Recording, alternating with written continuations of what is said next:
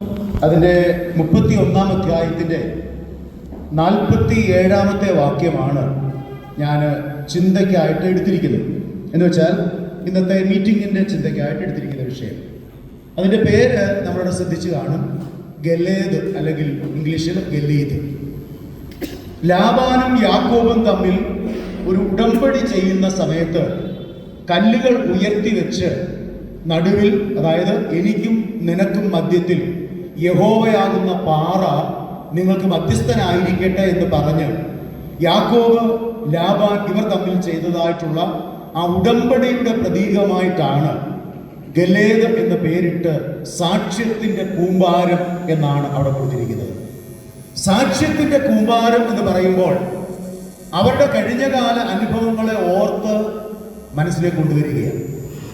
അവർ തമ്മിലുള്ളതായ പ്രശ്നങ്ങൾ, അവർ തമ്മിലുള്ളതായ അകൽച്ചകൾ, അവർ തമ്മിലുള്ളതായ അടുപ്പം, ഇതെല്ലാം തന്നെ ഓർക്കുന്നതായിട്ടുള്ള ഒരു അവസ്ഥയായിട്ടാണ് ആ ഇടത്തെ കാണുന്നത്. ആ സ്ഥലത്ത്, അവിടെ ആ ഭാഗത്ത് ഒത്തിരി പേരുകൾ നമ്മൾ കാണുന്നു. ഇതെല്ലാം അർത്ഥം ഒന്ന് തന്നെയാണ്. മിസ്പ എന്ന പേരിടുന്നുണ്ട്, ഗലേദ് എന്ന പേരിടുന്നുണ്ട്, അങ്ങനെ പോകുന്ന കാര്യങ്ങൾ. ഞാൻ പറഞ്ഞത്, ഇന്ന് നമ്മൾ ഒരുമിച്ച് ഇവിടെ ആയിരിക്കുമ്പോൾ കഴിഞ്ഞ ഒരു വർഷം ഞാനും ദൈവവുമായിട്ടുള്ള ബന്ധത്തിൽ, അല്ലെങ്കിൽ നമ്മളുടെ കുടുംബവും ദൈവവുമായിട്ടുള്ള ബന്ധത്തിൽ, നമ്മുടെ വ്യക്തിപരമായ ജീവിതത്തിൽ ദൈവവുമായിട്ട് നമുക്കുണ്ടായിരുന്ന ബന്ധം, അതിൻ്റെ ആഴം എത്രയുണ്ട് എന്ന് തിരിച്ചറിയുവാനായിട്ട് സാധിക്കണം. അങ്ങനെ ഒരു സാക്ഷ്യത്തിന്റെ കൂമ്പാരം നമ്മുടെ മധ്യത്തിൽ ഉണ്ടാകണം. എന്ന് വെച്ചാൽ അത് ഏറ്റവും നിലനിൽക്കുന്ന അനുഭവങ്ങൾ ആകുവാൻ സാധിക്കണം. ഉറച്ചതായിട്ടുള്ള തീരുമാനങ്ങൾ, ഉറച്ചതായിട്ടുള്ള അനുഗ്രഹങ്ങൾ എല്ലാം തന്നെ ദൈവത്തോട് ചേർന്ന് എടുത്ത് മുന്നോട്ട് പോകുവാനായിട്ട് നമുക്ക് സാധിക്കട്ടെ. അതുകൊണ്ട് ഈ വാക്ക് ഗലീദ് ദൈവത്തിന്റെ സന്നിധിയിൽ സാക്ഷ്യത്തിനൊരു കൂമ്പാരമായി നമുക്ക് മുന്നോട്ട് നിൽക്കുവാനായിട്ട് സഹായിക്കട്ടെ എന്ന് പ്രത്യേകമായിട്ട് പ്രാർത്ഥിക്കുന്നു. യാക്കോബിന്റെ ജീവിതത്തിലെ ഒരു പ്രാർത്ഥന ഇന്നൊന്ന് പരിചയപ്പെടുത്തുവാനായിട്ടാണ് ഞാൻ ശ്രമിക്കുന്നത്. അതിന് നമുക്ക് മുൻപോട്ട് അതിൻ്റെ അടുത്ത അധ്യായത്തിൽ തന്നെ നമുക്ക് കാര്യങ്ങൾ പഠിക്കുവാനായിട്ട് സാധിക്കും. അതിൻ്റെ 32-ാം അധ്യായത്തിലേക്ക് നമുക്ക് ശ്രദ്ധ വരാം. അതിൻ്റെ 9 മുതലുള്ളതായ വാക്യങ്ങൾ. ഉൽപ്പത്തി പുസ്തകം 32-ാം അധ്യായം 9 മുതൽ അതിൻ്റെ 12 വരെയുള്ളതായ വാക്യങ്ങൾ നമുക്ക് വായിക്കാം. ആരെങ്കിലും ഒരാൾ വായിച്ചത്? ഉൽപ്പത്തി 32, 9 മുതൽ 12 വരെയുള്ളതായ വാക്യം.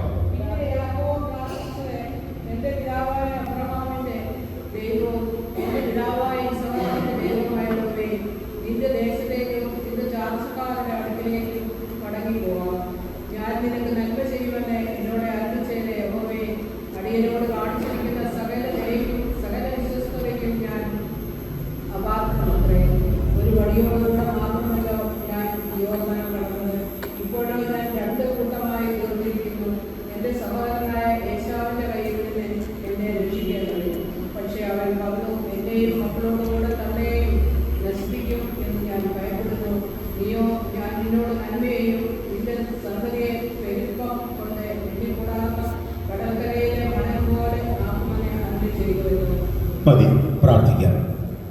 സ്നേഹവാനായ ദൈവമേ, ഞങ്ങളുടെ സ്വർഗീയ പിതാവേ, ഈ അനുഗ്രഹിക്കപ്പെട്ട മധ്യാഹ്നത്തോടെടുക്കുന്ന വിലയേറിയ സമയത്തിനായിട്ട് നന്ദിയോടെ സ്തോത്രം.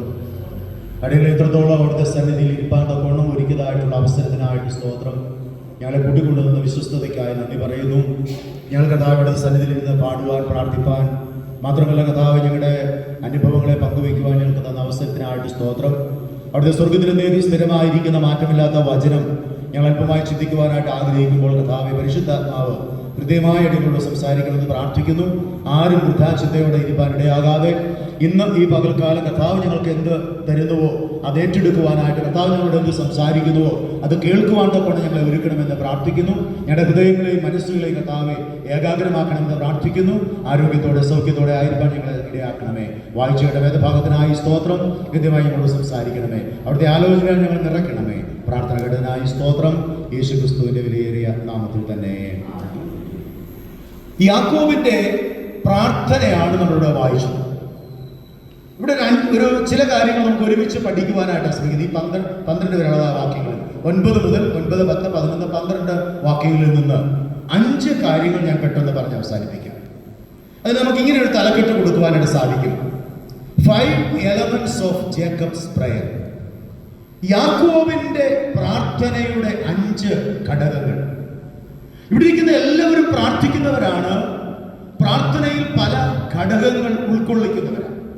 സാധാരണ ഇങ്ങനെ പറഞ്ഞു കേട്ടിട്ടുണ്ട്, പ്രാർത്ഥന എന്ന് പറയുന്നത് ഒരു പ്രവൃത്തിയാണ്. Prayer is acts, ACTS.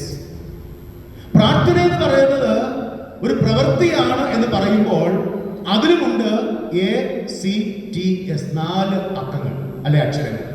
ഒന്ന് അഡോറേഷൻ, നമ്മൾ ചെയ്തു ഓൾറെഡി അല്ലെ, ദൈവസന്നിധിയിൽ ദൈവത്തെ പാടി ആരാധിച്ചു. 2 കൺഫെഷൻ. കൺഫെഷൻ എന്ന് പറയുമ്പോൾ നമ്മുടെ കുറവുകൾ ദൈവസന്നിധിയിൽ ഏറ്റുപറയുക, നമ്മുടെ പാപങ്ങൾ, കുറവുകൾ, പോരായ്മകൾ ദൈവസന്നിധിയിൽ ഏറ്റുപറയുക. 3 താങ്ക്സ് ഗിവിംഗ്, നമ്മുടെ ദൈവത്തിന്റെ സന്നിധിയിൽ നന്ദി പറയുക. അതിനായിട്ട് നമ്മൾ വന്നത്, നമ്മൾ ദൈവസന്നിധിയിൽ നന്ദി പറഞ്ഞു. ലാസ്റ്റ് സപ്ലിക്കേഷൻ, നമ്മൾ നമ്മുടെ ആവശ്യങ്ങൾ ദൈവത്തോട് അറിയിച്ചു അല്ലെങ്കിൽ അറിയിക്കുന്നു. അപ്പോൾ പ്രാർത്ഥനയിൽ ഈ 4 ഘടകങ്ങളുണ്ട്. ഇവിടെ യാക്കോബ് പ്രാർത്ഥിച്ച ഈ പ്രാർത്ഥനയിൽ 5 ഘടകങ്ങളുണ്ട്. അതൊന്നും നമുക്ക് ചിന്തിക്കാനാണ് ഞാൻ ആഗ്രഹിക്കുന്നത്. ഇതിന്റെ പശ്ചാത്തലം നമുക്കറിയാം. ലാബാനുമായി ഉടമ്പടി ചെയ്തതിന് ശേഷം തൻ്റെ പിണങ്ങിയിരിക്കുന്ന, അകന്നിരിക്കുന്ന സഹോദരനായ ഏശാവിന്റെ അടുക്കിലേക്ക് വരുവാനായിട്ട് യാക്കോബ് യാത്ര തിരിക്കുകയാണ്. യാക്കോബ് യാത്ര തിരിക്കുമ്പോൾ 2 ഭാര്യമാർ, അവരുടെ വേലക്കാര്, ആടുമാടുകൾ, സ്വത്ത് സാമഗ്രികൾ, എല്ലാ ക്രമീകരണങ്ങളും ചെയ്തുകൊണ്ട് യാക്കോബ് യാത്ര ആരംഭിച്ചു. അങ്ങനെ യാത്ര ആരംഭിച്ചു വരുന്നതായിട്ടുള്ള വേളയിൽ ഇവിടെ വായിക്കുമ്പോൾ ഞാൻ വാക്യങ്ങളിലേക്കൊക്കെ മുന്നോട്ട് പോകുന്നില്ല, ഒത്തിരി ഉദാഹരണമൊന്നും പറയുന്നില്ല. ഗിലെയാദ് പർവ്വതത്തിൽ നിന്ന് കനാൻ നാട്ടിലേക്കുള്ള യാത്രാ മധ്യേ ദൈവത്തിന്റെ ദൂതന്മാരും യാക്കോബിന്റെ ആളുകളും തമ്മിൽ ചേർന്ന ഒരിടമുണ്ട്. ആ സ്ഥലത്തിന് മഹനീയം എന്ന് പേരിട്ടു. അത് വായിക്കുന്നു, നിങ്ങൾ വായിച്ചാൽ 32-ാം അധ്യായത്തിൽ ഇത് പറയുന്നു. മഹനീയം എന്ന വാക്കിന്റെ അർത്ഥം 2 ആർമീസ്, ഇരട്ടപ്പാളയം എന്നാണ്. അപ്പോൾ 2 ആളുകൾ കൂട്ടിമുട്ടുന്ന ഒരിടമാണ് പ്രാർത്ഥന എന്ന് നമുക്കറിയാം അല്ലേ. പ്രാർത്ഥന എന്ന് പറയുമ്പോൾ ശരിക്കും നമ്മൾ യേശുക്രിസ്തു പറഞ്ഞൊരു ഉദാഹരണം നമുക്കറിയാമല്ലോ. യേശുക്രിസ്തു പ്രാർത്ഥിക്കുവാനായിട്ട് ശിഷ്യന്മാരെ വിളിച്ചുകൊണ്ട് പോയപ്പോൾ പറഞ്ഞു, എന്താ, നിങ്ങൾ പരീക്ഷയിൽ അകപ്പെടാതിരിക്കാൻ ഉണർന്നിരുന്ന് പ്രാർത്ഥിക്കണം. എന്നിട്ട് കർത്താവ് അല്പം ദൂരം പോയി നിന്ന് പ്രാർത്ഥിച്ചു. പ്രാർത്ഥിച്ച് കഴിഞ്ഞ് തിരിച്ചു വരുമ്പോൾ ശിഷ്യന്മാർ കിടന്ന് ഉറങ്ങുക അല്ലേ. ഉറങ്ങുന്ന ശിഷ്യന്മാരോട് കർത്താവ് പറഞ്ഞൊരു വാചകമുണ്ട്, എന്താണെന്നറിയാമോ? ആത്മാവ് ഒരുക്കമുള്ളത്, ജഡമോ ബലഹീനം. അതിനർത്ഥം എന്താ? 2 കാര്യങ്ങൾ അവിടെ വന്നു. ഒന്ന് ആത്മാവ്, മറ്റൊന്ന് ജഡം. അപ്പോൾ ഞാൻ പറഞ്ഞത് 2 കൂട്ടർ ഒരുമിക്കുന്ന ഒരു സംഗമ സ്ഥലമാണ് പ്രാർത്ഥന. മാത്രമല്ല ഇവിടെ വായിച്ചതുപോലെ ദൈവത്തിന്റെ ദൂതന്മാരും യാക്കോബിന്റെ ആളുകളും തമ്മിൽ കൂട്ടിമുട്ടുന്ന ഒരിടം. അവിടെ നിന്നുകൊണ്ടാണ് യാക്കോബ് പ്രാർത്ഥിക്കുന്നത്. നമ്മൾ മനസ്സിലാക്കണം, ഇന്ന് ഈ നാളുകളിൽ ഒരു ദൈവ പൈതൽ പ്രാർത്ഥിക്കുവാനായിട്ട് ദൈവസന്നിധിയിൽ മുട്ടുമടക്കുമ്പോൾ അവന്റെ പ്രാർത്ഥനയെ തടസ്സപ്പെടുത്തുവാനായിട്ട് പിശാചും വരും. വരുന്നില്ലേ? വരും. എന്താണെന്ന് ചോദിച്ചാൽ, നമ്മളൊരു തീരുമാനം എടുത്തെന്ന് വെച്ചോ, ഇന്ന് മുതൽ, അല്ലെങ്കിൽ നമുക്കറിയാം ഈ നാളെ നമ്മൾ വൈകിട്ട് ഒത്തിരി തീരുമാനങ്ങൾ എടുക്കും. ഞാൻ എല്ലാ വർഷവും ഇയർ എൻഡിന് പ്രസംഗിക്കുന്ന പള്ളികളിൽ അല്ലെങ്കിൽ എടുത്ത് ഞാൻ പറയാറുണ്ട്, ഒത്തിരി തീരുമാനങ്ങളൊന്നും എടുത്ത് കർത്താവിനെ ബുദ്ധിമുട്ടിക്കാതെ ഒരു തീരുമാനമെങ്കിലും എടുത്ത് അത് ചെയ്യുവാൻ സാധിച്ചാൽ അതാ ഏറ്റവും നല്ലത്. കർത്താവ് ഞാൻ അത് ചെയ്തു കൊള്ളാം, ഇത് ചെയ്തു കൊള്ളാം എന്ന് പറഞ്ഞ് ഒരു ലിസ്റ്റ് ഓഫ് കാര്യങ്ങൾ അവിടെ നിരത്തും. ഇതൊന്നും ചെയ്യാൻ പറ്റത്തില്ല. എന്നിട്ട് ഏറ്റവും ഒടുവിൽ എന്ത് പറയാമെന്ന് അറിയാമോ? ഡിസംബർ മാസം 31 രാത്രി 11:55 ആകുമ്പോൾ പറയും, എന്റെ കർത്താവേ, ഒരാണ്ടുകൂടെ നിൽക്കട്ടെ എന്ന് പറഞ്ഞ് എന്നെ നിർത്തിയല്ലോ അല്ലേ. എന്നിട്ട് പറയും മുൻപോട്ട് വന്നാ പ്രതീക്ഷ. അങ്ങനെയൊന്നുമല്ല. വേദപുസ്തകത്തിൽ വായിച്ച് മനസ്സിലാക്കാൻ കഴിയുന്നത് ജനുവരി 1 മുതൽ ഡിസംബർ 31 വരെ നമ്മളെ നിർത്തിക്കൊള്ളാമെന്നല്ല അവിടെ പറയുന്നത്. അവിടെ പറയുന്നത് ഇത് ഒരാണ്ടുകൂടെ നിൽക്കട്ടെ എന്ന് പറയുമ്പോൾ ചിലപ്പോൾ പറയുന്ന ആ നിമിഷം ലാസ്റ്റ് ആയിരിക്കും, നമുക്കറിയില്ല. ഈ നാളുകളിൽ നമ്മളൊക്കെ ദൈവസന്നിധിയിൽ ആയിരിക്കുമ്പോൾ ഓർക്കുവാൻ കഴിയുന്നത് നമ്മൾ നിൽക്കുന്നത് തന്നെ ദൈവത്തിന്റെ ഒരു വലിയ കൃപയാണ്.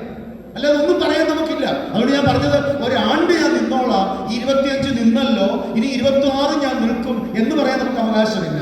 25 നിന്നതിനായി, നിർത്തിയതിനായി ദൈവമേ നിനക്ക് സ്തോത്രം പറയുവാൻ കഴിയുന്ന അനുഭവം. ഇവിടെ ഇതാ 2 ആളുകൾ ഒരുമിച്ച് കൂടുന്ന ഒരിടമായിട്ട് നമുക്ക് കാണുവാനായിട്ട് സാധിക്കുന്നു. എന്നാൽ പ്രാർത്ഥന എന്ന് പറയുന്നത് പിശാച് നമ്മളെ തടസ്സപ്പെടുത്തുവാൻ വന്നാലും വിജയം ദൈവത്തിൻ്റെതാണ്. അല്ലേ? ദൈവത്തിൻ്റെയാണ് വിജയം. പിശാച് തകർന്നു പോകും.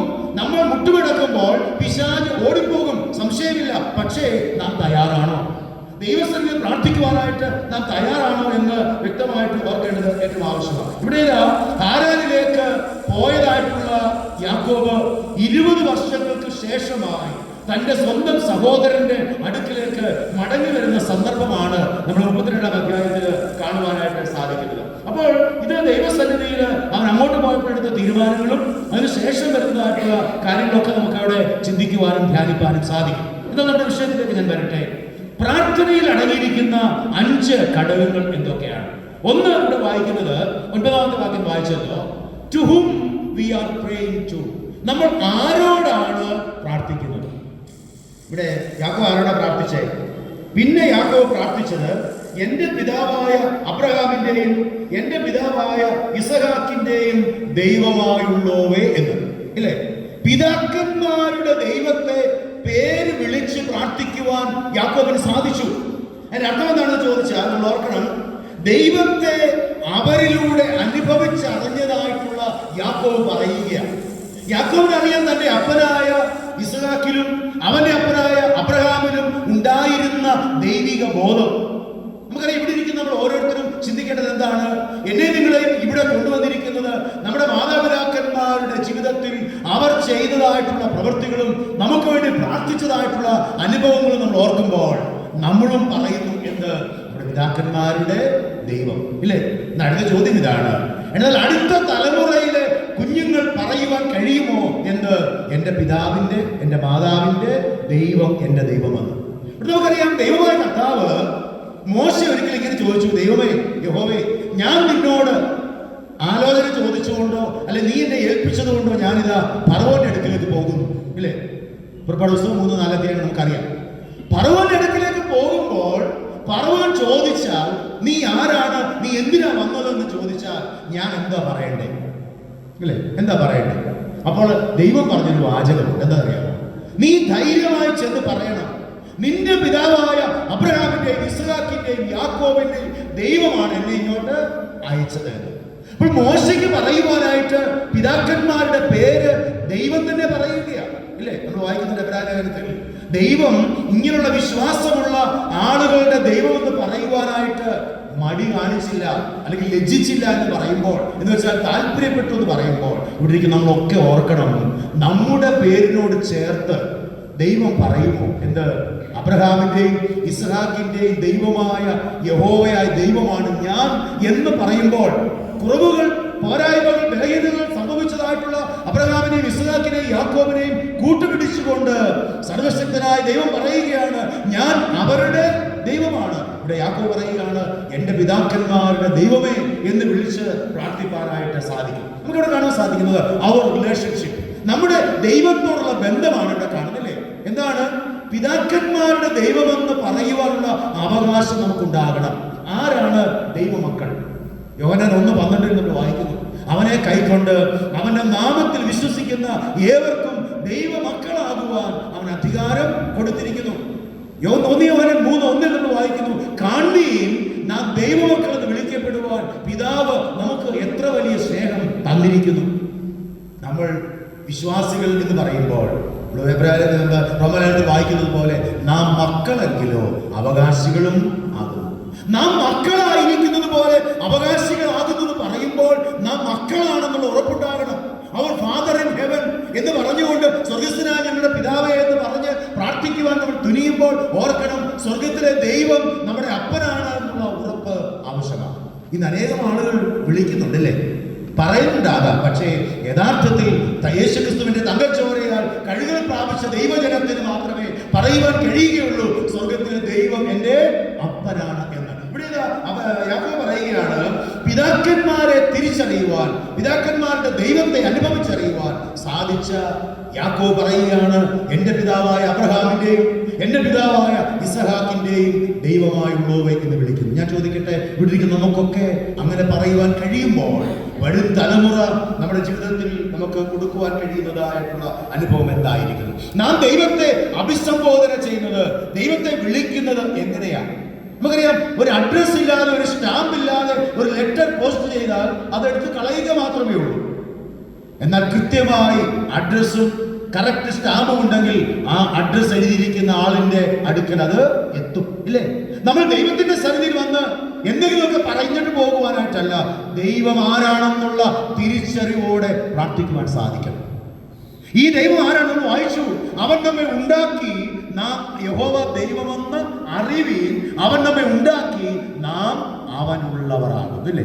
ആ ഒരു ബന്ധത്തിലേക്ക് നമ്മൾ വരണം. അങ്ങനെ വരുമ്പോൾ മാത്രമേ നമുക്ക് പറയുവാൻ കഴിയുകയുള്ളൂ. അതുകൊണ്ട് ദൈവത്തിന്റെ ആളത്വത്തിലുള്ള ഉറച്ച വിശ്വാസത്തിൽ പ്രാർത്ഥിക്കുവാൻ സാധിച്ചപ്പോൾ യോബായിരുന്നാലും മറ്റോരോ പ്രിയപ്പെട്ടവരും ദൈവത്തെ വിളിച്ചുകൊണ്ട് പിതാക്കന്മാരുടെ ദൈവമെന്ന് വിളിച്ച് പ്രാർത്ഥിക്കുവാൻ സാധിച്ചു. അപ്പോൾ ഒന്ന് ഞാൻ പറഞ്ഞത്, ആരോടാണ് നമ്മൾ പ്രാർത്ഥിക്കുന്നത്? പിതാക്കന്മാരുടെ ദൈവത്തോട്, അവർ റിലേഷൻഷിപ്പ്. രണ്ടിവിടെ കാണാൻ സാധിക്കുന്നത് 10ാമത്തെ വാക്യത്തിൽ പറയുന്നു, നമ്മുടെ മനോഭാവം എന്തായിരിക്കണം?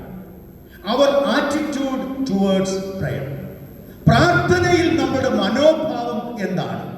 ഇവിടെ എന്താ പറയുന്നത്? 10ാമത്തെ വാക്യത്തിൽ നമ്മൾ വായിച്ചല്ലോ. അവിടെ പറയുകയാണ്, യഹോവയെ അടിയനോട് കാണിച്ചിരിക്കുന്ന സകല ദയയ്ക്കും സകല വിശ്വസ്തതയ്ക്കും ഞാൻ അപാത്രമത്രേ. എന്ന് വെച്ചാൽ ഞാൻ യോഗ്യനല്ല എന്നതിന്റെ അർത്ഥം. അപ്പോൾ ഇവിടെ ദാവീദ് പറയുകയാണ്, ഞാൻ ഇതൊന്നും പ്രാപിപ്പാൻ, ഇതൊന്നും അനുഭവിപ്പാനായിട്ട് യോഗ്യനല്ല എന്ന് പറയുന്നു. നമ്മൾ കാണാൻ കഴിയുന്നത് എന്താണ്? നമ്മുടേതായിട്ടുള്ള വിനയ മനോഭാവം കാണുവാൻ സാധിക്കും. Our attitude. ഒന്ന് ഞാൻ പറഞ്ഞു, അവർ റിലേഷൻഷിപ്പ്. ഇവിടെ പറയുകയാണ് അവർ ആറ്റിറ്റ്യൂഡ്. പ്രാർത്ഥനയിൽ നമ്മുടെ മനോഭാവം എന്താ? ഇന്ന് പ്രാർത്ഥിക്കുന്ന ആളുകളുടെ ജീവിതത്തിൽ, പ്രാർത്ഥിക്കുന്ന പ്രാർത്ഥനാ വീരന്മാരെന്ന് അഭിമാനിക്കുന്നവരുടെ ജീവിതത്തിലുള്ളതായ മാതൃക എന്താണ്? ഇവിടെ നമുക്ക് കാണുവാൻ കഴിയുന്നത്, അയോഗ്യനാണെന്നത് എന്നുള്ള യോഗ്യതയല്ലാതെ എന്ത് യോഗ്യത നമുക്കുള്ളത്, അല്ലേ? വിനയത്തോടും താഴ്മയോടും കൂടെ ദൈവസന്നിധിയിൽ വരുന്നതായിട്ടുള്ള ആളുകൾ. രണ്ടുപേർ ദേവാലയത്തിൽ പ്രാർത്ഥിക്കുവാൻ പോയി, പരീശനും ചുങ്കക്കാരനും. പരീശൻ നിന്നുകൊണ്ട് തന്നോട് തന്നെ പ്രാർത്ഥിച്ചു. എന്താ പറഞ്ഞേ? തന്നോട് തന്നെ പറഞ്ഞു. എന്താ പറഞ്ഞത്? ഇവനെ പോലെയല്ല, ഞാൻ അത് ചെയ്തു ഇത് ചെയ്തു ഒക്കെ പറഞ്ഞ് ലിസ്റ്റുകൾ നിരത്തി. എന്നാൽ ചുങ്കക്കാരനായിരിക്കുന്ന മനുഷ്യന് സ്വർഗത്തേക്ക് നോക്കുവാൻ തുനിയാതെ എന്ന് പറഞ്ഞാൽ, സ്വർഗത്തിൽ ഇരിക്കുന്ന ദൈവം ആരാണെന്നുള്ള തിരിച്ചറിവ് അവനുണ്ടായിരുന്നത് കൊണ്ട് അവന്റെ പാപവും അവന്റെ അഹങ്കാരവും അല്ലെ അവന്റെ പാപ സ്വഭാവങ്ങളും അവനെ വിനയപ്പെടുത്തിക്കൊണ്ട് അവനെ താഴ്ത്തിക്കൊണ്ട് അവൻ പറയുകയാണ്, കുറിയലായിസോ, ഇല്ലേ? പാപിയായ എന്നോട് കരുണ തോന്നണമേ, എന്നോട് കരുണ തോന്നണമേ എന്ന് പറയുക. ഇവിടെ നമുക്ക് കാണാൻ കഴിയുന്നത് ഈ മനുഷ്യനും അത് തന്നെ പറയുന്നത്. എന്താണെന്നറിയാമോ? തകർന്ന ഹൃദയത്തോടെ പ്രാർത്ഥിക്കുന്നവരെ ദൈവം കാണും. തകർന്ന ഹൃദയത്തോടെ പ്രാർത്ഥിക്കുന്നവരെ ദൈവം കൈക്കൊള്ളും. അതിന് യാതൊരു സംശയമില്ല എന്നുള്ളത് മനസ്സിലാക്കേണ്ടത് ഏറ്റവും ആവശ്യമാണ്. ശലോമോൻ രാജാവ് പറഞ്ഞൊരു വാക്കുണ്ട്, എന്റെ നാമം വിളിക്കപ്പെട്ടിരിക്കുന്ന എന്റെ ജനം തങ്ങളെ തന്നെ താഴ്ത്തി പ്രാർത്ഥിച്ച് എന്റെ മുഖം അന്വേഷിച്ച് അവരുടെ ദുർമാർഗങ്ങളെ വിട്ടുതിരിഞ്ഞ് പ്രാർത്ഥിക്കുമെങ്കിൽ ഞാൻ അവരുടെ പ്രാർത്ഥന കേട്ട് ദേശത്തിന് സൗഖ്യം വരുത്തി കൊടുക്കും. ദൈവത്തിന് സ്തോത്രം. അതുകൊണ്ട് ദൈവസന്നിധിയിൽ താഴ്ത്തുവാൻ കഴിയണം. നമുക്കറിയാം, തന്നെത്താൻ താഴ്ത്തുന്നവനെ മാത്രമേ ദൈവത്തിന് ഉയർത്തുവാൻ കഴിയുകയുള്ളൂ. പത്രോസ് പറയുന്നു, അവൻ നിങ്ങൾക്കായി കരുതുന്നവനാകയാൽ നിങ്ങളുടെ സകല ചിന്താകുലവും അവന്റെ മേൽ ഇട്ടുകൊള്ളുകയും അവൻ നിങ്ങളെ തക്ക സമയത്ത് ഉയർത്തേണ്ടതിന് അവന്റെ ബലമുള്ള കൈക്കീഴിൽ നിങ്ങൾ താണിരിക്കണം. യാക്കോബ് അപ്പോസ്തലൻ പറയുകയാണ്, കർത്താവിന്റെ സന്നിധിയിൽ നിങ്ങൾ താഴുവീൻ, എന്നാൽ അവൻ നിങ്ങളെ ഉയർത്തും. തന്നെത്താൻ താഴ്ത്തുന്നവൻ ഉയർത്തപ്പെടും, തന്നെത്താൻ ഉയർത്തുന്നവനോ താഴ്ത്തപ്പെടും. കർത്താവിന്റെ വാക്കുകൾ നമുക്ക് കാണുവാൻ സാധിക്കും. അതുകൊണ്ട് നമ്മൾ ചിന്തിച്ചു നോക്കുക, ഹൃദയങ്ങളെ ദൈവസന്നിധിയിലേക്ക് പകരുമ്പോൾ യോവേൽ പ്രവാചകൻ പറഞ്ഞ വാക്കുകൾ നമ്മൾ ഓർക്കണം. എന്താണെന്ന് ചോദിച്ചാൽ, യോവേൽ പ്രവാചകൻ പറയുകയാണ്, നിങ്ങൾ വസ്ത്രങ്ങളെ അല്ല ഹൃദയങ്ങളെ തന്നെ കീറി യഹോവയുടെ സന്നിധിയിലേക്ക് വരണം. ഇന്ന് വസ്ത്രങ്ങളെ കീറുവാനോ നെറ്റിന് മുന്നിൽ ഇരിക്കുവാനോ പുറമെ കാണിക്കുവാനോ ആളുകളുടെ മുൻപിൽ അയ്യോ ഞാൻ പ്രാർത്ഥിക്കുന്നവനാണെന്ന് ഒരു വാടിയ മുഖത്തോടൊക്കെ ഇരിക്കാനൊക്കെ പലർക്കും സാധിക്കും. പക്ഷേ കർത്താവ് പറയുമ്പോൾ യോവേൽ പറയുകയാണ്, നിങ്ങൾ വസ്ത്രങ്ങളെ അല്ല കീറേണ്ടത്, ഹൃദയങ്ങളെ കീറണം. നമ്മൾ വായിക്കുന്നുണ്ട് സങ്കീർത്തനം 34, ദൈവമേ തകർന്നും നുറുങ്ങിയിരിക്കുന്ന ഹൃദയത്തെ നീ നിരസിക്കുകയില്ല എന്ന് പറയുന്നത്, ഇല്ലേ? തകർന്നും നുറുങ്ങിയതുമായിട്ടുള്ള ഹൃദയം. ദാവീദ് തകർന്ന ഹൃദയത്തോടെ നെടുമ്പാട് വീണുകൊണ്ട് പറഞ്ഞത് എന്താണ്? എന്റെ ദൈവമേ, നിന്റെ ദയയ്ക്ക് തക്കവണ്ണം എന്നോട് കരുണ തോന്നണം. അപ്പോൾ ദൈവത്തിന്റെ സന്നിധി പറയുകയാണ്, ഞാൻ നിന്നോട് തന്നെ പാപം ചെയ്തത്. ദൈവസന്നിധി വിനയപ്പെടുവാൻ സാധിച്ചു. ഇന്ന് വിനയമില്ലാത്തത് കൊണ്ട് സംഭവിക്കുന്ന പരാജയങ്ങളാണ് പല ഇടങ്ങളിലും നമ്മൾ കാണുന്നത്. കുടുംബങ്ങൾ സഭകൾ, ദേശം, രാജ്യം ഇതൊക്കെ അനുഭവിക്കുന്നതായിട്ടുള്ള വിഷയം അത് തന്നെ. ഞാൻ ഒത്തിരി ഉദാഹരണങ്ങളിലേക്ക് പോകുന്നില്ല. അതുകൊണ്ട് എന്താണെന്നറിയാമോ, അഹങ്കാര മനോഭാവം മാറി വിനയത്തോടെ പാപങ്ങളെ ഏറ്റുപറഞ്ഞുകൊണ്ട് ദൈവസന്നിധിയിൽ പ്രാർത്ഥിക്കുവാൻ സാധിക്കുമ്പോൾ നമുക്ക് അങ്ങനെ ദൈവത്തെ മഹത്വപ്പെടുത്തുവാനായിട്ട് സാധിക്കും. അതിന് യാതൊരു സംശയമില്ല. അതുകൊണ്ട് മാനസാന്തരപ്പെട്ട് ഒരു പുതിയ വ്യക്തിത്വത്തിന്റെ ഉടമയായി പ്രാർത്ഥിക്കുവാനായിട്ട് സാധിക്കണം. ഇവിടെ യാക്കോബ് ഇത് ഓർക്കുമ്പോൾ, ഞാൻ നിന്റെ സന്നിധിയിൽ വരുവാനായിട്ട്, ഇവിടെ പറഞ്ഞ വാക്കുകൾ എന്താ അറിയാമോ, ഇതൊക്കെയും പ്രാപിപ്പാനായിട്ട് നീ അടിയോട് കാണിച്ചിരിക്കുന്ന നിന്റെ സകല ദയയ്ക്കും നിന്റെ സകല വിശ്വസ്തതയ്ക്കും ഞാൻ അപാത്രമാണ്. കാരണം എന്താണെന്ന് ചോദിച്ചാൽ, അപ്പനെയും ചേട്ടനെയും കബളിപ്പിച്ചു പോയതായിട്ടുള്ള ഈ യാക്കോബിന് പറയുവാൻ അത് മാത്രമേ ഉള്ളൂ. കഴിഞ്ഞ 20 വർഷം മുമ്പ് സംഭവിച്ചൊരു കാര്യമാണ്. എന്താണെന്നറിയാമോ, ഇസഹാക്ക് വയസ്സാകാലത്ത് ഇറച്ചി തിന്നണമെന്നുള്ള കൊതി, ആഗ്രഹം വന്നു. അപ്പോൾ പറഞ്ഞു, പെട്ടെന്ന് ഇറച്ചി കൊണ്ടുവരാനായിട്ട് യേശാവിനെ വിളിച്ച് പറഞ്ഞു. നമുക്കറിയാം, യേശാവിനെ വിളിച്ച് പറയുന്നത് കേട്ട റിബേക്ക എന്ത് ചെയ്യുന്നറിയാമോ, പെട്ടെന്ന് ഇളയ മകനായിരിക്കുന്ന യാക്കോബിനെ പെട്ടെന്ന് കാര്യങ്ങൾ, അല്ലെങ്കിൽ മകനായിരിക്കുന്ന ഇരട്ടകളൊന്നാണല്ലോ, ആ യാക്കോബിനെ പെട്ടെന്ന് ഒരുക്കി ക്രമീകരണം ചെയ്തുകൊണ്ട് ആഹാരം ഉണ്ടാക്കി അപ്പനോട്. നമുക്കറിയാം, അവിടെ ചെന്ന് സംഭവിച്ചൊരു വാക്ക് പറയാനായിട്ടാണ് ഞാൻ ഈ ആ ഭാഗം പറഞ്ഞത്. എന്താണെന്ന് ചോദിച്ചാൽ, യാക്കോബ് പെട്ടെന്ന് ഇറച്ചി വേവിച്ചതുമായി അപ്പനായ ഇസ്ഹാക്കിന്റെ അടുക്കൽ ചെന്നപ്പോൾ അപ്പൻ ചോദിച്ചൊരു ചോദ്യമുണ്ട്, മോനെ ഇത്ര പെട്ടെന്ന് കിട്ടിയോ? നീ വേഗം വന്നല്ലോ എന്ന് പറഞ്ഞപ്പോൾ പറഞ്ഞ വാചകം ശ്രദ്ധിച്ചിട്ടുണ്ടോ? പറഞ്ഞെന്നറിയാമോ, നിന്റെ ദൈവം എന്റെ നേരെ വരുത്തി തന്നു. എന്തിനെ? ഒരു വേട്ട മൃഗത്തെ. ചുമ്മാ പറഞ്ഞ കാര്യമാണ്. വീട്ടിൽ നിന്ന് ആട്ടുകൊറ്റനെ മുറിച്ച് അതിനെ പാകം ചെയ്ത മുട്ട കൊടുക്കുന്നത്. പറയുന്ന വാചകം എന്താണെന്നറിയാമോ, നിന്റെ ദൈവം എന്റെ നേരെ വരുത്തി തന്നതുകൊണ്ട് പെട്ടെന്ന് കിട്ടിയെന്ന് പറഞ്ഞു. അപ്പൊ ഉടനെ മോനെ അടുത്ത് വാക്കെന്ന് പറഞ്ഞു. അടുത്ത് വന്നപ്പോൾ അവൻ തപ്പി നോക്കിയതാ. വായിക്കല്ലേ, നമ്മുടെ ഭാഗത്ത് വായിക്കുന്ന ഉദാഹരണം വായിച്ചു നോക്കണം. അവൻ തപ്പി നോക്കിയപ്പോൾ പറഞ്ഞൊരു വാചകം വളരെ ശ്രദ്ധേയമാണ്. അതിന്ന് ഓരോ വിശ്വാസികളോടും, ഓരോ ക്രൈസ്തവ സഭകളോടും, ഓരോ ജനത്തോടും ദൈവത്തിന് പറയുവാനുള്ള ദൈവത്തിന്റെ ആലോചനയാണ്. എന്താണെന്ന് ചോദിച്ചാൽ, ഉടനെ ഇസ്ഹാക്ക് പറഞ്ഞൊരു വാചകമുണ്ട്, മോനെ ശബ്ദം യാക്കോബിൻ്റെതും കൈകൾ ഏശാവിൻ്റെതും. കാരണം എന്താ? തപ്പി നോക്കുന്ന ഭാഗം, കൈഭാഗം അതിന്റെ ആട്ടുരോമം കൊണ്ട് ചുറ്റിക്കൊണ്ട് വന്നിരിക്കുകയാണ്. യേശാവാണെന്ന് തിരിച്ചറി, കണ്ണു കാണുന്നില്ലല്ലോ ഇസഹാക്കിന്. അപ്പോൾ യേശാവാണെന്ന് തെറ്റിദ്ധരിച്ചുകൊണ്ട് അവന് വേണ്ടുന്ന അനുഗ്രഹങ്ങൾ നൽകുവാനായിട്ട് ഇടയാകുകയാണ്. അതിന് സംഭവം നമുക്കറിയാം. ഉടനെ ഇസഹാക്ക് പറഞ്ഞ വാക്കാണ് എന്താണെന്നറിയാമോ, മോനെ ശബ്ദം നിന്റെ സ്വന്തമാണ്. ശബ്ദം നിന്റെ ഒറിജിനൽ സൗണ്ടാ. ആരുടേതാ? യാക്കോബിന്റെ. പക്ഷേ പുറമെ നോക്കുമ്പോൾ ആരെ പോലെയാ? യേശാവിനെ പോലെ. അതിന്റെ അർത്ഥം എന്താ? കൈകൾ യേശാവിൻ്റെതും ശബ്ദം യാക്കോബിൻ്റെതും. എന്താ അതിന്റെ അർത്ഥം എന്നറിയാമോ? ഇന്നായിരിക്കുന്നത് നമ്മൾ ഓർക്കണം. നമ്മുടെ ശബ്ദം, നമ്മുടെ പ്രസംഗം, നമ്മുടെ ജീവിതം ആരെ പോലെ ആയിരിക്കുന്നു? ശബ്ദത്തിനനുസരിച്ചുള്ള പ്രവൃത്തിയാണോ? കൈകൾ പ്രവൃത്തിയെ കാണിക്കുന്നു. ശബ്ദം നമ്മുടെ വാക്കിനെയും ജീവിതത്തെയും കാണിക്കുന്നെങ്കിൽ പ്രവൃത്തികളെ കാണിക്കുന്നതാണെന്ത്? കൈകൾ. അപ്പൊ നമ്മുടെ കൈകൾ, നമുക്കറിയാം ദൈവത്തിന്റെ സന്നിധിയിൽ നമുക്ക് അങ്ങനെ പറയുവാൻ കഴിയുമ്പോൾ, പ്രിയമുള്ളവരെ ഒരു കാര്യം ഓർക്കണം. ഇവിടെ കർത്താവിന്റെ സന്നിധിയിൽ അവൻ വിനയപ്പെടുകയാണ്. എന്റെ ദൈവമേ, നീ അടിയോട് കാണിച്ചിരിക്കുന്ന നിന്റെ സകല ദയയ്ക്കും നിന്റെ സകല വിശ്വസ്തതയ്ക്കും ഞാൻ അപാത്രമാണ്. നമ്മളെ തന്നെ ശോധന ചെയ്യണം. ഏത് മനോഭാവത്തിൽ നമ്മൾ പ്രാർത്ഥിക്കുന്നു, നമ്മുടെ ആറ്റിറ്റ്യൂഡ് എന്തായിരിക്കുന്നു എന്ന് തിരിച്ചറിയാൻ സാധിക്കും. മൂന്നാമതായിട്ട് 10-ാം വാക്യത്തിൽ വീണ്ടും പറയുന്നു, ഞാൻ ഒരു വടിയോടുകൂടെയാണ് അങ്ങോട്ട് പോയത്, ഇപ്പോഴോ 2 കൂട്ടമായി മടങ്ങി വരുന്നു. ഇവിടെ നിന്ന് കാണാൻ സാധിക്കുന്നത്, യാക്കോബ് തന്റെ ജീവിതത്തെ ഓർക്കുകയാണ്. അങ്ങോട്ട് പോയപ്പോൾ കയ്യിലൊരു വടിയുമായി, ഭയം മാത്രം മനസ്സിൽ. അതുപോലെ നമുക്കറിയാമല്ലോ, സഹോദരൻ പുറകെ വന്ന്, യേശാവ് പുറകെ വന്ന്, യേശാവിന്റെ ആളുകൾ വന്ന് കൊല്ലുമെന്ന് ഭയത്തോടെ, നമ്മുടെ ഭാഗത്ത് വായിക്കുന്നുണ്ട്, കൊല്ലുമെന്ന് ഭയത്തോടെ യാത്ര ചെയ്യുന്നതായിട്ടുള്ള യാക്കോബ് ഇവിടെ ഇതാ തിരിച്ചു വരുമ്പോൾ സ്തോത്രത്തോടെ, നന്ദിയോടെ ആയിരിക്കും. ഇവിടെ ഞാൻ പറയാൻ ആഗ്രഹിക്കുന്നത്, നന്ദിയും സ്തോത്രവും ഉണ്ടായിരിക്കണം പ്രാർത്ഥനയിൽ. Our gratitude in the prayer. മുമ്പ് ഞാൻ ഓർപ്പിച്ചത്, 1 our relationship, 2 our attitude, 3 our gratitude.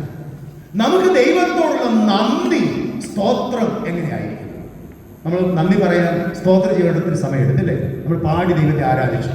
അതിലൊക്കെ നമ്മൾ അർത്ഥമാക്കുന്നത് എന്താണെന്ന് ചോദിച്ചാൽ, ഒരു ദൈവിക അനുഗ്രഹങ്ങളെ പ്രാപിക്കുമ്പോൾ ദാവീദ് പറഞ്ഞതുപോലെ എന്നെ ഇത്രത്തോളം കൊണ്ടുവരുവാൻ ഞാൻ എന്തുള്ളൂ, എന്റെ ഗ്രഹവും എന്തുള്ളൂ എന്ന് പറഞ്ഞ് വിനയപ്പെടുന്ന ദാവീദിനെ നമ്മൾ കാണുകയാണ്. ദാവീദ് ദൈവസന്നിധിയിലായിരുന്നുകൊണ്ട് സ്തോത്രം പറയുകയാണ്, എന്റെ ദൈവമേ, എന്നെ ഒരു ആട്ടിടയനായിരുന്ന എന്നെ, യാതൊരു സാധ്യതയും സാഹചര്യവും ഇല്ലാതിരുന്ന എന്നെ നീ ഇത്രത്തോളം രാജസ്ഥാനത്ത് കൊണ്ടുവരുവാൻ ഞാൻ എന്തുള്ളൂ. ഇവിടെ നമുക്ക് പറയുവാൻ ഇതല്ലേ ഉള്ളൂ, അല്ലേ? ദൈവസന്നിധിയിൽ വരുവാനായിട്ട് ഞാനും എൻ്റെ കുടുംബവും എന്തുള്ളൂ എന്ന് പറയുവാനായിട്ട് സാധിക്കണം. നമ്മൾ ഓർത്തല്ലോ, സ്തോത്രം എന്ന യാഗം അർപ്പിക്കുന്നവൻ എന്നെ മഹത്വപ്പെടുത്തുന്നു എന്ന് വായിക്കുന്നു. നമുക്ക് ദൈവസന്നിധിയിൽ അങ്ങനെ ദൈവത്തിന് നന്ദി പറയുവാനായിട്ട് സാധിക്കുമോ? ദൈവത്തിൽ നിന്ന് പ്രാപിച്ചതിനനുസരണമായി നന്ദി പറയാൻ സാധിക്കുന്നുണ്ടോ? അതിന്ന് നന്ദിയുടെ അനുഭവം വളരെ കുറവാണ്, ഇല്ലേ? നമുക്കറിയാം, വിദേശ രാജ്യങ്ങളിൽ പോയാൽ നമ്മൾ അവരെ ഒന്ന് തട്ടിയെന്ന് വെച്ചാൽ അറിയാം, മുട്ടിയാൽ പോലും അവർ താങ്ക് യു പറയും. അപ്പോൾ ഞാൻ ഓർക്കും, ഇടിച്ചാലും എന്തുണ്ട്, താങ്ക് യു. കാരണം അവർ നമ്മളറിയാതെ വിട്ടതാണെന്ന് അറിയാം, അവർ പെട്ടെന്ന് സോറി താങ്ക് യു എന്ന് പറഞ്ഞു പോകുന്നൊരു അനുഭവം. അവരുടെ ജീവിതത്തിൽ അവരത് പഠിച്ചു, എന്താ താങ്ക് യു പറയുവാനായിട്ട്. എന്താ ഇന്ത്യക്കാരെ സംബന്ധിച്ച്, മലയാളികളെ സംബന്ധിച്ച് പ്രത്യേകിച്ച് നന്ദി എന്ന് പറഞ്ഞൊരു സാധനം പറയാനായിട്ട് വളരെ പ്രയാസമാണ്. ഞാനതിനെ കുറ്റം പറയുന്നില്ല. കാരണം എന്താണെന്ന് ചോദിച്ചാൽ, കർത്താവ് യേശുക്രിസ്തു 10 കുഷ്ഠരോഗികളെ സൗഖ്യമാക്കി, അല്ലേ? 10 പേര് കുഷ്ഠരോഗികളായിരുന്നല്ലോ, 10 പേരും സൗഖ്യമായി. എന്നിട്ട് നന്ദി പറയാൻ വന്നത് എത്ര പേരാ? 9 അല്ല, ഒരാൾ മാത്രം വന്നിട്ട് നന്ദി പറഞ്ഞപ്പോൾ ദൈവം അവനെ അഭിനന്ദിച്ചു. പക്ഷേ ചോദിച്ച ചോദ്യമുണ്ട്, എന്താണ്? ബാക്കി 9 പേർ എവിടെ? ഇന്ന് സ്തോത്രമില്ലാത്ത, സ്തുതിയില്ലാത്ത, ആരാധനയില്ലാത്ത അനുഭവമാണ് പലപ്പോഴും ഉള്ളത്. ഉള്ളതിനെ ഓർത്ത് നന്ദി പറയാതെ ഇല്ലാത്തതിനെ ഓർത്ത് വ്യാകുലപ്പെടുന്ന ലോകത്തിലാണ് ജീവിക്കുന്നത്. എന്നാൽ ഇവിടെ കാണാൻ സാധിക്കുന്നത്, ഇവിടെ ദൈവത്തിന്റെ സന്നിധിയിൽ നന്ദിയോടെ യാക്കോബ് പറയുകയാണ്, എന്നെ എത്രത്തോളം കൊണ്ടുവരുവാൻ ഞാൻ അങ്ങോട്ട് പോയപ്പോൾ ഒരു വടിയോടുകൂടെ പോയവനാ, പക്ഷെ ഇപ്പോൾ ഇതാ 2 കൂട്ടമായിട്ട് ഞാൻ മടങ്ങി വന്നിരിക്കുകയാണ്. ദൈവമേ, നിനക്ക് സ്തോത്രം, ഈ സമൃദ്ധിക്കായിട്ട് സ്തോത്രം, നന്മകൾക്കായി സ്തോത്രം, അനുഗ്രഹങ്ങൾക്കായി സ്തോത്രം എന്ന് പറയുവാനായിട്ട് സാധിക്കും. നമ്മൾ ഓരോ കാര്യം കൂടെ ചിന്തിക്കണം. ഇത്രത്തോളം നമ്മളെ സഹായിച്ച ദൈവത്തിന് നാം എന്താണ് കൊടുക്കുന്നത്? നാം കൊടുക്കേണ്ട മഹത്വം കൊടുക്കണം, നാം കൊടുക്കേണ്ട പുകഴ്ച കൊടുക്കണം. ഞാൻ കഴിഞ്ഞ പ്രാവശ്യത്തെ വീതികളെ ഓർമ്മപ്പെടുത്തിയതുപോലെ, ഇല്ല വേറൊരു വീതിയില്ല, കഴിഞ്ഞ കൺവെൻഷനാണ് ഞാൻ പറഞ്ഞത്. അത് പറഞ്ഞത് മാത്രമാണ് കർത്താവ് യേശുക്രിസ്തു ജനിച്ചു കഴിഞ്ഞപ്പോൾ, യേശുക്കുഞ്ഞ് ജനിച്ചപ്പോൾ യേശുക്കുഞ്ഞിനെ കാണുവാനായിട്ട് ആട്ടിടയന്മാർ വന്നു. അവർ പാടി ദൈവത്തെ മഹത്വപ്പെടുത്തി പോയി. എന്നാൽ നക്ഷത്രം കണ്ടതുകൊണ്ട് വന്നതായിട്ടുള്ള ഒരു കൂട്ടരുണ്ട്. ആരാ? വിദ്വാൻമാർ. അവർ വിദ്വാൻമാര് യാത്ര ചെയ്ത് വരികയാണ്. യാത്ര ചെയ്ത് വന്ന് അവർ ചിന്തിച്ചു, രാജാവായിട്ടല്ല യേശു ജനിച്ചത്, രാജകുമാരനായിട്ട് ജനിച്ചല്ല, രാജാവായി ജനിച്ചതായിട്ടുള്ള യേശു കുഞ്ഞിനെ കാണുവാൻ അവർ നേരെ എങ്ങോട്ട് പോയി? ഫറവോന്റെ കൊട്ടാരത്തിൽ, ഹെരോദാവിന്റെ കൊട്ടാരത്തിൽ ചെന്നു. ഹെരോദാവിന്റെ കൊട്ടാരത്തിൽ ചോദിച്ച ചോദ്യം എന്താ? പുതിയ നിയമത്തിലെ ആദ്യത്തെ ചോദ്യം എന്താ? യഹൂദന്മാരുടെ രാജാവായി പിറന്നവൻ എവിടെ? ഉൽപ്പത്തി പുസ്തകം 3-ാം അധ്യായത്തിൽ ആദ്യത്തെ ചോദ്യം എന്താണെന്ന് അറിയാമോ? ആദമേ, നീ എവിടെ എന്ന് ചോദിക്കുമ്പോൾ പുതിയ നിയമത്തിലെ ആദ്യത്തെ ചോദ്യം എന്താണെന്ന് അറിയാമോ? യഹൂദന്മാരുടെ രാജാവായി പിറന്നവൻ എവിടെ? ആരും രാജാവായി പിറക്കുന്നില്ല. പിറക്കുന്നവരൊക്കെ രാജകുമാരന്മാരായിട്ടാണ് പിറക്കുന്നത്, അല്ലേ? എന്നിട്ടാണ് അവർ രാജാവാകുന്നത്. അപ്പന്റെ കാലം കഴിയുമ്പോൾ അവരാരാകും? രാജാവാകും. പക്ഷെ യേശു ജനിച്ചത് രാജാവായിട്ടാണെന്ന് തിരിച്ചറിഞ്ഞ വിദ്വാൻമാർ യാത്ര ചെയ്ത് അവിടെ മാറി. അവർ പറഞ്ഞു, ഇതല്ല എന്ന് പറഞ്ഞപ്പോൾ നിങ്ങൾ പോയി. അപ്പോൾ നക്ഷത്രം ചെയ്തു. പിന്നീട് അവർ നക്ഷത്രം നോക്കുന്നത്. നക്ഷത്രം കണ്ട് അവർ വീട്ടിൽ വന്നു എന്ന് വായിക്കുന്നു. വീട്ടിൽ വന്ന് യേശു കുഞ്ഞിനെ കണ്ടപ്പോൾ ആ യേശു കുഞ്ഞിന് പൊന്ന്, മൂര്, കുന്തിരിക്കം ഇവ കാഴ്ച വെച്ചു എന്ന് പറയുന്നു. അപ്പൊ നമ്മൾ ഓർക്കും, വിദ്വാൻമാർ എന്ന് പറയുമ്പോൾ അറിവില്ലാത്തവരാണ്. അല്ല, അവർ വൈസ്മൻ തന്നെ എഴുതിയേക്കുന്നത് അറിവുള്ളവരാണ്. അപ്പൊ യേശു കുഞ്ഞ് എന്ന ആ ഒരു കുഞ്ഞ് കിടക്കുന്നത് കാണുമ്പോഴും ആ കുഞ്ഞിനെ കാണുവാൻ വരുമ്പോഴും അവരുടെ മനസ്സിലൊരു ചിന്തയുണ്ട്, ഈ യേശു കുഞ്ഞ് ഒരു സാധാരണ വ്യക്തിയല്ല, അവൻ ദൈവമാണ്, അവൻ ആരാണെന്ന് തിരിച്ചറിഞ്ഞുകൊണ്ട് അറിയാമോ, അതിനനുസരിച്ച് എങ്ങനെ പറയട്ടെ, യേശു ക്രിസ്തുവിന്റെ വ്യക്തിത്വത്തിനും സ്വഭാവത്തിനും അനുസരിച്ചുള്ള സമർപ്പണമാണ് അവർ നൽകിയത്. എന്തൊക്കെയാ? പൊന്ന് രാജത്വത്തെ കാണിക്കുന്നത്. യേശു രാജാവായതുകൊണ്ട് രാജാവിന് പൊന്ന് സമർപ്പിച്ചു. 2 എന്താണെന്നറിയാമോ? മൂര് എന്ന് പറയുന്നത് മിർ എന്ന വാക്കിൽ നിന്നാണല്ലോ മൂര് ഉണ്ടായിരിക്കുന്നത്. മൂര് അല്ലെങ്കിൽ മിറിയാം എന്നൊക്കെ പറയുന്നത്, മറിയ എന്നൊക്കെ പറയുന്നത് കഷ്ടതയെ, കൈപ്പിനെ കാണിക്കുന്ന അനുഭവം. പ്രവാചകന്മാർ അവരുടെ തോൾ സഞ്ചിയിൽ സൂക്ഷിച്ചിരുന്നതായിട്ടുള്ള ഒരു വിശേഷ വസ്തുവായിരുന്നു, ഒരു സുഗന്ധ വസ്തുവായിരുന്നു. അതായത് സുഗന്ധ ദ്രവ്യങ്ങളുടെ കൂട്ടത്തിലുള്ളതാണെങ്കിലും അതിന്റെ സ്വഭാവ കയ്പാണ്. അതുകൊണ്ട് ആ കയ്പ് അവരുടെ തോൾ സഞ്ചിയിൽ സൂക്ഷിക്കുമായിരുന്നു എന്നാണ് പറയാം. അതിനർത്ഥം ഇത്രയേ ഉള്ളൂ, ഒരു പ്രവാചകൻ എന്ന് പറയുമ്പോൾ ആ പ്രവാചകന് എവിടെ നിന്നും സ്വാഗതമൊന്നും കിട്ടണമെന്ന് നിർബന്ധമില്ല. ഒരു പ്രവാചകൻ സ്വന്തം നാട്ടിൽ സമ്മതനല്ലല്ലോ. പ്രവാചകന്മാരെ കല്ലെറിയുന്ന കള്ളപ്രവാചകന്മാരുള്ള അല്ലെങ്കിൽ ആ ഒരു കാലഘട്ടത്തിൽ ജീവിക്കുമ്പോൾ പ്രവാചകന്മാർക്ക് ഒരു സ്ഥാനവുമില്ല. പക്ഷേ പ്രവാചകന്മാർക്ക് എന്നും ശിക്ഷാവിധിയും കഷ്ടതയും, നമുക്കറിയാം, യെശയ്യാവിനെ കിണറ്റിലിടുന്നു, ഇരമ്യാവിനെ കിണറ്റിലിടുന്നു, അല്ലെങ്കിൽ മറ്റുള്ള ആളുകൾ കൊല്ലും, എന്തെല്ലാം കാര്യങ്ങൾ ചെയ്ത പ്രവാചകന്മാരെ. പ്രവാചകന്മാർക്ക് തന്റെ ശുശ്രൂഷ എന്ന് പറയുന്നത് കഷ്ടതയുടെ കുരിശിന്റെ അടയാളത്തിലൂടെ പോകുന്നൊരു യാത്രയാണ്. അപ്പോൾ യേശു കുഞ്ഞ് ജനിക്കുമ്പോൾ തന്നെ അവൻ പ്രവാചകനാണെന്നും പ്രവാചക ശ്രേഷ്ഠനാണെന്നും ഒരു കഷ്ടത മുൻപിലുണ്ടെന്നും വ്യക്തമായിട്ട് കാണിക്കുകയാണ് മൂര് കാഴ്ചവെച്ചത്. മൂന്നാമതായിട്ട് എന്താ കൊടുത്തത്? കുന്തിരുക്കം. കുന്തിരുക്കം എന്ന് പറയുമ്പോൾ യേശു കർത്താവ് ശ്രേഷ്ഠ മഹാപുരോഹിതനാണ്. യേശുക്രിസ്തു ശ്രേഷ്ഠ മഹാപുരോഹിതനാണ്. യേശുക്രിസ്തു മാത്രമാണ് ആകാശത്തിൽ കൂടി കടന്നു വന്നതായിട്ടുള്ള ശ്രേഷ്ഠ മഹാപുരോഹിതൻ. അല്ല ഈ ഭൂമിയിലുള്ള എല്ലാ പ്രിയപ്പെട്ടവരും എന്ന് വെച്ചാൽ യേശുക്രിസ്തുവിനെ സ്വന്തം രക്ഷിതാവ് കർത്താവായി സ്വീകരിച്ച ഏവരും രാജകീയ പുരോഹിത വർഗം. യേശു മാത്രമാണ് ശ്രേഷ്ഠ മഹാപുരോഹിതൻ. മറ്റു നമ്മളെല്ലാം ആരാണ്?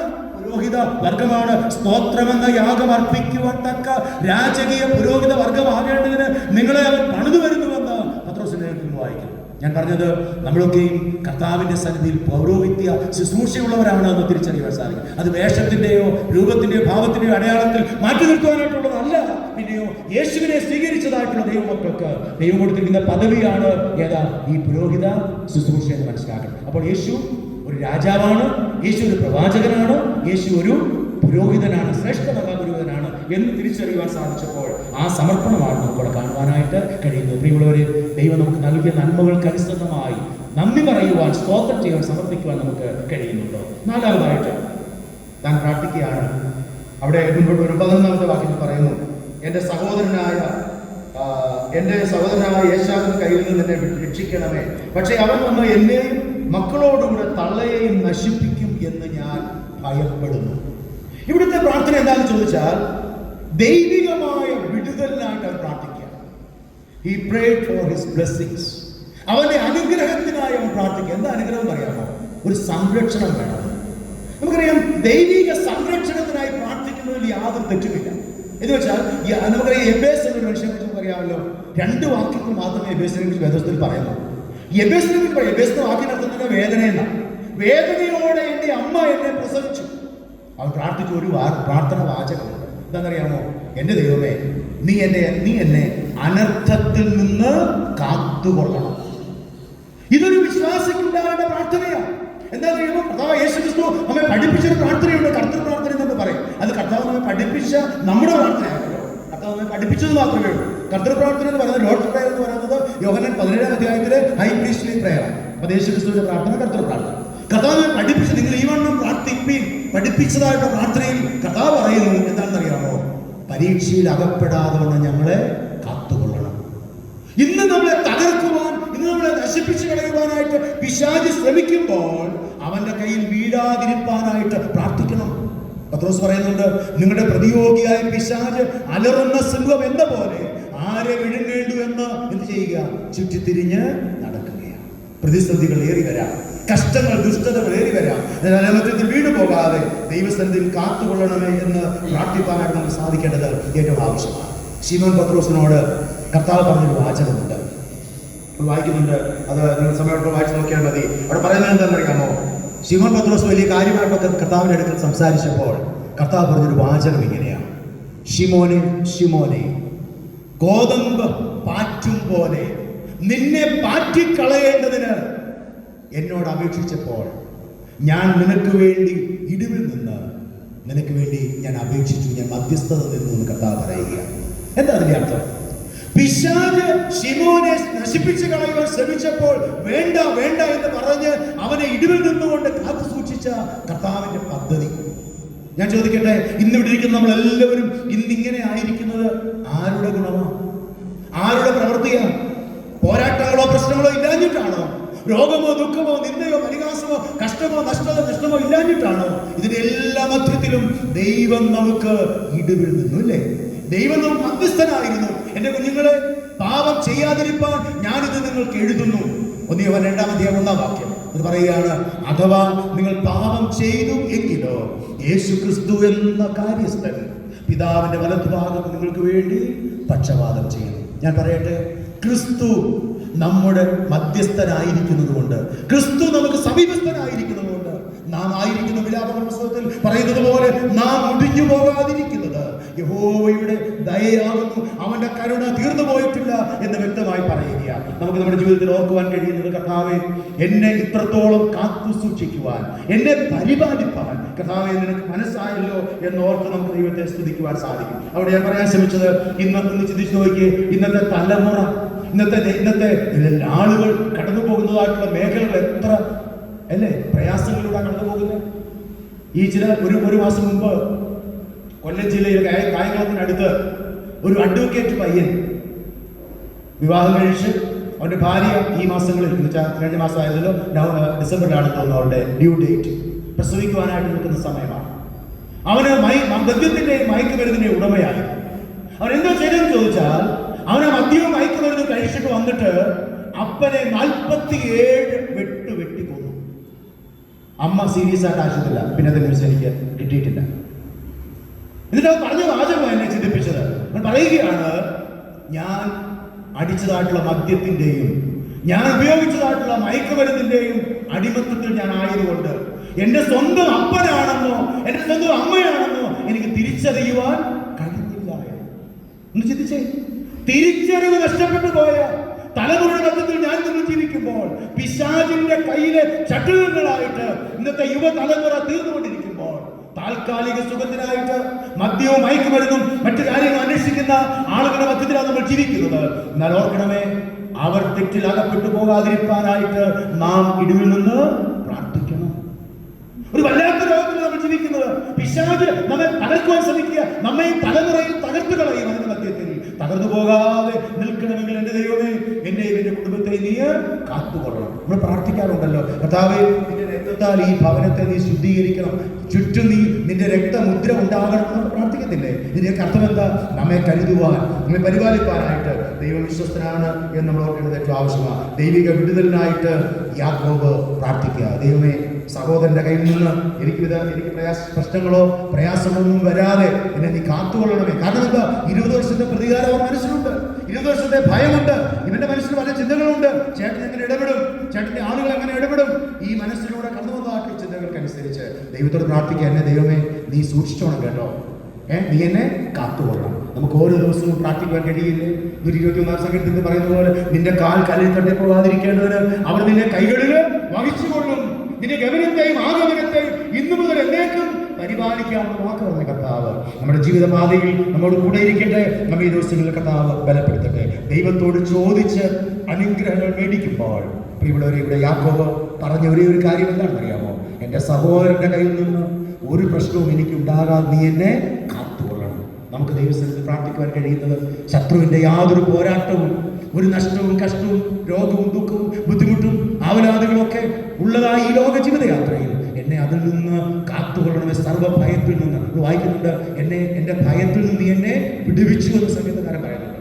എൻ്റെ സകല ഭയങ്ങളിൽ നിന്നും അവൻ എന്നെ വിടുവിച്ചു എന്ന് പറയുന്നു. അതുകൊണ്ട് ഭയമില്ലാത്തവരല്ല മനുഷ്യർ, പക്ഷെ ആ ഭയത്തിൽ നിന്ന് വിടുവിക്കുവാൻ ദൈവത്തിന് സാധിക്കും. അതുകൊണ്ട് ദൈവസന്നിധിയിൽ നമുക്ക് അങ്ങനെ പ്രാർത്ഥിക്കാനായിട്ട് സാധിക്കും. ഒടുവിലായിട്ട് 12ാമത്തെ വാക്യത്തിൽ പറയുകയാണ്, നീയോ ഞാൻ നിന്നോട് നന്മ ചെയ്യും, നിന്റെ സന്തതിയെ പെരുപ്പം കൊണ്ട് എണ്ണിക്കൂടാത്ത കടൽക്കരയിലെ മണൽ പോലെ ആക്കുമെന്ന് അരുളി ചെയ്തുവല്ലോ.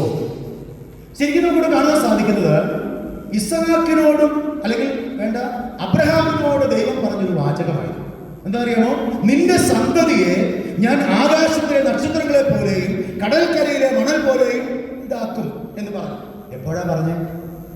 ചുമ്മാതൊരു സമയത്ത് പറഞ്ഞതല്ല, വിളിച്ചിറക്കിയപ്പോ പറഞ്ഞതല്ല. എപ്പോഴാ പറഞ്ഞതെന്നറിയാമോ? സ്വന്തം ഓമനകുമാരനെ യാഗമായി ദൈവസന്നിധിയിൽ സമർപ്പിച്ചതിന് ശേഷമുള്ള ദൈവികമായ പ്രമാണമാണ്, ദൈവികമായ അരുളപ്പാടാണ്. എന്ത്? ഞാൻ നിന്നെ വലിയൊരു ജാതിയാക്കാം, എന്താ ഇതുപോലെ അനുഗ്രഹിക്കാമെന്ന്. എന്താ അതിന്റെ അർത്ഥം എന്നറിയാമോ?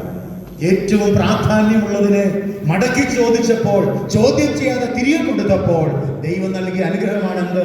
നിന്റെ മക്കളെ ഞാൻ അനുഗ്രഹിച്ചു കൊള്ളാമെന്ന്. ഇവിടെ പറയുകയാണ്, എൻ്റെ കർത്താവേ, നീ എൻ്റെ അപ്പനോട് പറഞ്ഞൊരു വാഗ്ദത്തമുണ്ടല്ലോ, അത് ഞാൻ ക്ലെയിം ചെയ്ത് പ്രാർത്ഥിക്കുകയാണ്. അപ്പോൾ പ്രാർത്ഥന എന്തുകൊണ്ടാണ്? അഞ്ചാമതായിട്ട് ഒടുവിലത്തെ കാര്യമാണ്, ദൈവിക വാഗ്ദത്തങ്ങളെ മുറുകെ പിടിച്ചുകൊണ്ട് പ്രാർത്ഥിക്കുവാനായിട്ട് സാധിക്കും. അവർ ക്ലെയിംസ് ഓഫ് ഗോഡ്സ് പ്രോമിസസ്. നമ്മൾ ദൈവത്തിന്റെ സന്നിധിയിൽ ദൈവികമായിട്ടുള്ള വാഗ്ദത്തങ്ങളെ മുറുകെ പിടിക്കണം. വേദപുസ്തകത്തിൽ 3000-ലധികം വാഗ്ദത്തങ്ങളുണ്ടെന്നാണ് പറയുന്നത്. എന്നാൽ 3000-ലധികം വാഗ്ദത്തങ്ങൾ വേദപുസ്തകത്തിൽ ഉള്ളത് കൊണ്ട് നമുക്ക് എന്താ പ്രയോജനം? നമ്മൾ അതൊന്നും എന്ത് ചെയ്യണം? ഏറ്റെടുക്കണം. വേണ്ടേ? ഏറ്റെടുക്കണം. അപ്പോൾ ഓരോ വാഗ്ദത്ത വചനങ്ങളും നമുക്ക് ഏറ്റെടുക്കുവാനായിട്ട് സാധിക്കട്ടെ. അങ്ങനെ യാക്കോബ് തന്റെ പ്രാർത്ഥന അവസാനിപ്പിക്കുകയാണ്. ദൈവത്തിന്റെ സന്നിധിയിൽ ഈ 5 ഘടകങ്ങളെ ഉപയോഗിച്ച് താൻ പ്രാർത്ഥിക്കുകയാണ്. ആരോടാണ് പ്രാർത്ഥിക്കേണ്ടത്? എങ്ങനെ പ്രാർത്ഥിക്കണം? നന്ദിയുള്ളവരായിരിക്കണം. ആവശ്യങ്ങളെ പറയണം. മാത്രമല്ല ദൈവിക വാഗ്ദത്തങ്ങളെ മുറുകെ പിടിച്ചുകൊണ്ട് പ്രാർത്ഥിക്കുവാനായിട്ട് സാധിക്കുന്ന അനുഭവം. അങ്ങനെ പ്രാർത്ഥിച്ച് മുന്നോട്ട് പോവുകയാണ്. മുന്നോട്ട് ചെന്ന സമയത്ത് അവൻ എത്തിപ്പെട്ടൊരു സ്ഥലമുണ്ട്. ആ സ്ഥലത്തിന് പെനിയേൽ എന്നാ പേരിട്ടേക്കുന്നത്, അല്ലേ?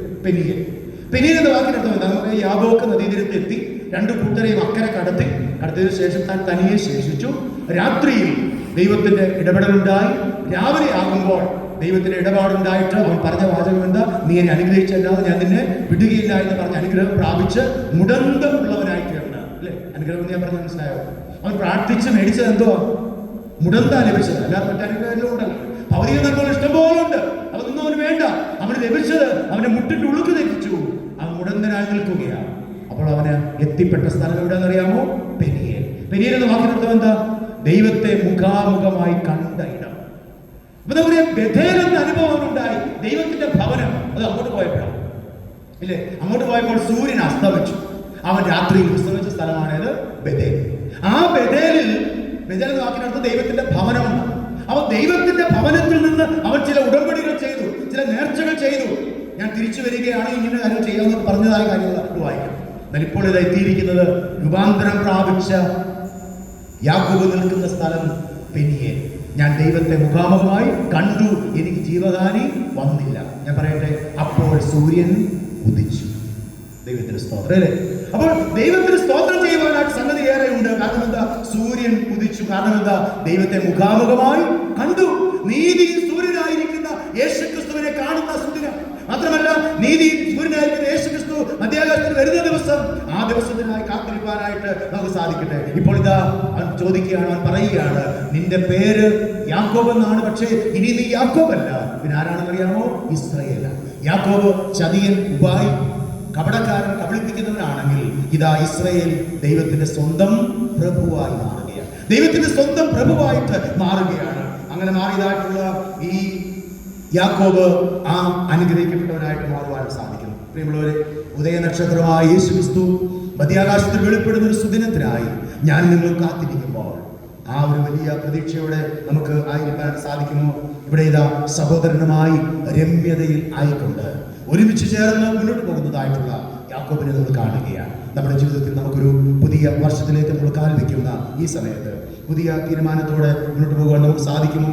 ദൈവത്തിന് മുൻപാകെ നമ്മെ തന്നെ സമർപ്പിച്ചുകൊണ്ട് പ്രാർത്ഥിക്കുമ്പോൾ യാക്കോബ് ചെയ്തതുപോലെ, യാക്കോബ് ദൈവസന്നിധിയിൽ മുട്ടിപ്പായി പ്രാർത്ഥിച്ച് ദൈവത്തിന്റെ സന്നിധിയിൽ നിന്ന് അനുഗ്രഹം പ്രാപിച്ചതുപോലെ നമ്മുടെ ജീവിതത്തിൽ ദൈവിക അനുഗ്രഹങ്ങളെ പ്രാപിക്കാനായിട്ട് സാധിക്കട്ടെ. ദൈവിക വാഗ്ദത്തങ്ങളെ മുറുകെ പിടിച്ച് മുന്നോട്ട് പോകുവാൻ കർത്താവ് നമ്മളെ ഒരുക്കട്ടെ എന്ന് ഈ സമയത്ത് കൃത്യമായിട്ട് പ്രാർത്ഥിക്കുന്നു. ഈ പുതുവർഷത്തിലേക്ക് ദൈവം നമ്മെ കൊണ്ടുപോകുമ്പോൾ ഒരു വാഗ്ദത്ത വചനമായി എനിക്ക് ലഭിച്ചതായിട്ടുള്ള വാക്യം ഞാൻ നിങ്ങളുടെ മുമ്പിൽ പങ്കുവയ്ക്കട്ടെ. യെശയ്യാ പ്രവാചകന്റെ പുസ്തകം 43-ാം അധ്യായത്തിന്റെ 19-ാമത്തെ വാക്യം. യെശയ്യാ പ്രവാചകന്റെ പുസ്തകം 43-ാം അധ്യായം 18-19 വാക്യങ്ങൾ. മുമ്പുള്ളവയെ നിങ്ങൾ ഓർക്കേണ്ട, പണ്ടുള്ളവയെ നിരൂപിക്കുകയും വേണ്ട. 19-ാം വാക്യം. ഇതാ ഞാൻ പുതിയതൊന്ന് ചെയ്യുന്നു, അത് ഇപ്പോൾ ഉത്ഭവിക്കും, നിങ്ങൾ അത് അറിയുന്നില്ലയോ? അതെ, ഞാൻ മരുഭൂമിയിൽ ഒരു വഴിയും നിർജ്ജന പ്രദേശത്ത് നദികളും ഉണ്ടാക്കും. എന്നോട് വായിക്കാം. മുമ്പുള്ളവയെ നിങ്ങൾ ഓർക്കേണ്ട, പണ്ടുള്ളവയെ നിരൂപിക്കുകയും വേണ്ട. ഇതാ ഞാൻ പുതിയതൊന്ന് ചെയ്യുന്നു, അത് ഇപ്പോൾ ഉത്ഭവിക്കും, നിങ്ങൾ അത് അറിയുന്നില്ലയോ? അതെ, ഞാൻ മരുഭൂമിയിൽ ഒരു വഴിയും നിർജ്ജന പ്രദേശത്ത് നദികളും ഉണ്ടാക്കും. നമ്മുടെ ദൈവം മരുഭൂമിയിൽ വഴിയൊരുക്കുന്ന ദൈവമായി, നിർജ്ജന പ്രദേശത്ത് നദികൾ ഒഴുക്കുന്ന ദൈവമാണ് നമ്മോട് കൂടെയുള്ളത് കൊണ്ട് നമുക്ക് ദൈവസന്നിധിയിൽ നമ്മെ തന്നെ സമർപ്പിക്കാം. ജീവന്റെ ഉറവയായ കർത്താവായ യേശു ക്രിസ്തു നമ്മുടെ ദാഹം തീർക്കുവാൻ ഈ ലോകത്തിൽ നമ്മുടെ മധ്യത്തിലേക്ക് വന്നിരിക്കുമ്പോൾ അവനെ ഏറ്റെടുക്കുന്നവർക്ക് ദാഹം ശമിപ്പിക്കപ്പെട്ടവരായി ദാഹശമനം പ്രാപിച്ചുകൊണ്ട് എന്നിൽ വിശ്വസിക്കുന്നവന്റെ ഉള്ളിൽ നിന്ന് തിരുവെഴുത്ത് പറയുന്നത് പോലെ ജീവജല നദികൾ ഒഴുകും. അത് ദൈവം നമ്മെ സഹായിക്കട്ടെ. ദൈവത്തിന് നമ്മെ തന്നെ വിനയപ്പെടുത്താം, ദൈവത്തിന് നമ്മെ തന്നെ സമർപ്പിക്കാം. യാക്കോബിന്റെ പ്രാർത്ഥനയിലെ 5 ഘടകങ്ങളെ പോലെ നമുക്ക് അത് ഏറ്റെടുത്തുകൊണ്ട് ദൈവസന്നിധിയിൽ പ്രാർത്ഥിക്കുവാനായിട്ട് ദൈവം നമ്മെ സഹായിക്കട്ടെ. പ്രാർത്ഥനയ്ക്കായി നമുക്ക് ദൈവസന്നിധിയിൽ നമ്മുടെ തലകളെ വണക്കാം.